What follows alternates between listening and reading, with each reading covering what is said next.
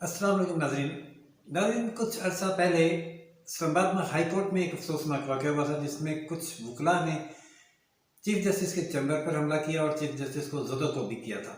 बहुत इस वाक़े पर लहदे हुई वकला गिरफ्तार हुए, दहशत गर्दी के पर्चे भी दर्ज हुए और चैम्बर जो ये मामला शुरू हुआ था चैम्बर मस्मार किए जाने से, इस पर मज़ीद समाअत हुई और मज़ीद भी गैर कानूनी चैम्बर गिराने का हुक्म भी दिया गया। अब इस पर रावलपिंडी इस्लामाबाद के वकला ने ऑल पाकिस्तान कॉन्फ्रेंस रख की थी।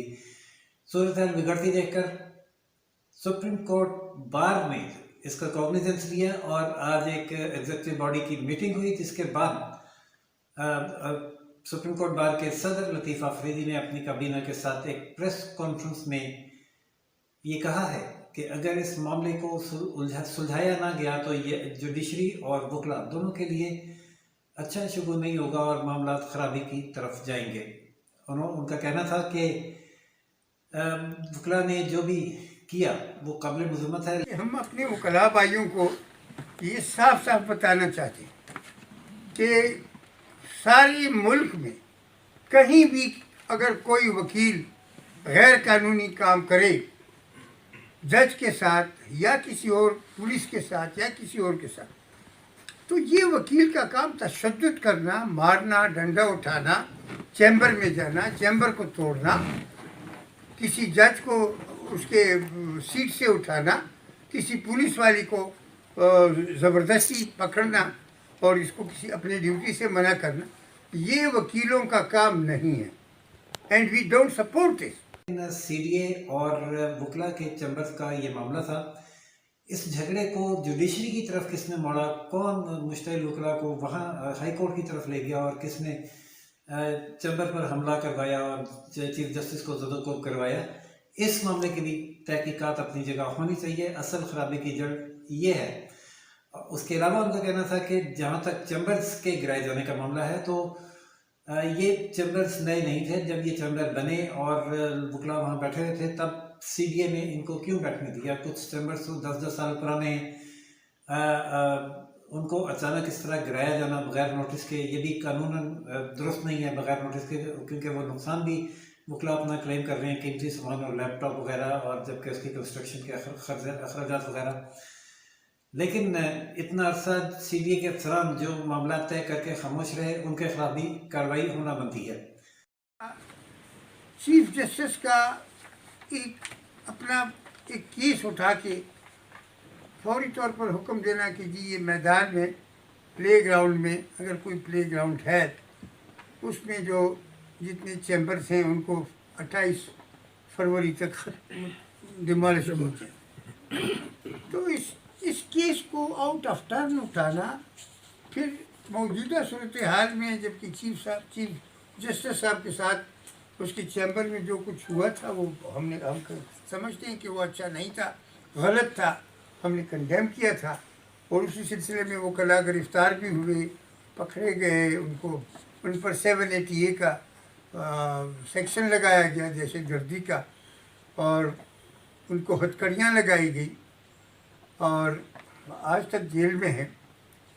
तो हम समझते हैं कि ये फैसला बहुत जल्दबाजी में।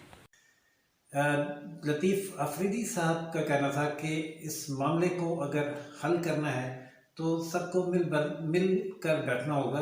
ये वो मामला है जिस पर हमने जब चीफ जस्टिस से मुलाकात की उन्होंने, तो चीफ जस्टिस ने कोई खातिर ख्वाह रिस्पॉन्स नहीं दिया और ये कहा कि अतर मल्ला साहब के साथ वाक़या हुआ है तो आप उन्हीं से बात कर रहे हैं। उनसे बार बार रब्ते की कोशिश की गई, लेकिन उन्होंने मुलाकात से ही इनकार कर दिया, जिसके बाद एक केस नाजायज़ तजावज़ात का जो दबा हुआ था वो फाइल निकाली गई और उसकी समाअत की गई और मज़ीद चैम्बर्स भी गिराने का हुक्म दे दिया गया। तो अगर इसको कानूनन देखें तो एक ऐसा बेंच जिसकी सरबराही वो जज कर रहे थे जो ख़ुद वकला के ख़िलाफ़ अब एक फरीक बन चुके हैं, कानूनन असूलन और ज़ाब्ते के मुताबिक भी दुरुस्त नहीं, जिसकी हालिया मिसाल उन्होंने जस्टिस काजी फ़ायज़ ईसा वाली दी, जिसमें जब वो एक बेंच में शरीक थे और वज़ीर आज़म के ख़िलाफ़ रिमार्क्स भी दे रहे थे और नोटिस इन्वेस्टिगेशन की बात भी कर रहे थे, तो चीफ जस्टिस ने उनको इस मुकदमे को मज़ीद आगे बढ़ाने से कहकर रोक दिया कि जस्टिस काजी फ़ायज़ ईसा इसमें फ़रीक हैं और उन्हें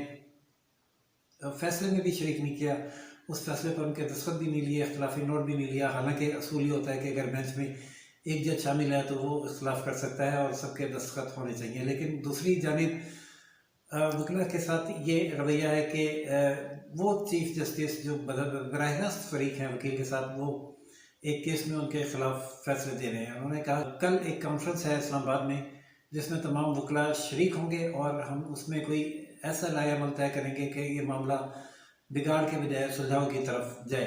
एक सवाल के जवाब में उनका कहना था कि ये कॉन्फ्रेंस मुकम्मल तौर पर पुरअमन होगी और इसका मकसद ही मसले के हल को तलाश करना है।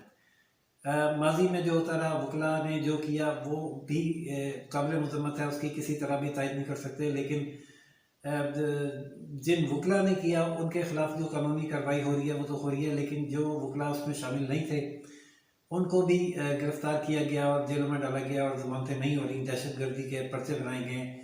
ये भी तशवीशनाक है। उनकी रोज़ी रोटी का मामला है जो रुका हुआ है और बेकसूर वकला को सज़ा देना भी इंसाफ के तकाज़ों के मुनाफी होगा।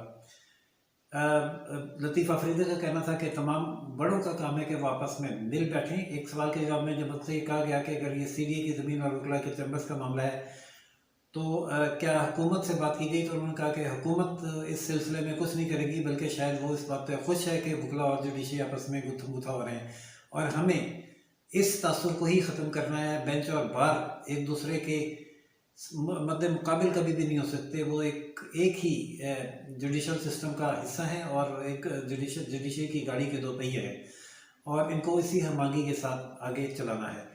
ये प्रेस कॉन्फ्रेंस आज उन्होंने एग्जीक्यूटिव बॉडी के इजलास के बाद सुप्रीम कोर्ट में की और कल जो है ये कॉन्फ्रेंस होगी जिसकी सरबराही भी वो करेंगे। नाज़रीन, कल क्या होता है कॉन्फ्रेंस में और ये मामला आगे कहाँ तक चलता है, जो भी सूरत हाल होगी उसकी अपडेट से आपको आगाह करेंगे। तब तक के लिए इजाज़त दीजिए राशिद को, रोशन पाकिस्तान न्यूज़ से। अल्लाह हाफिज़।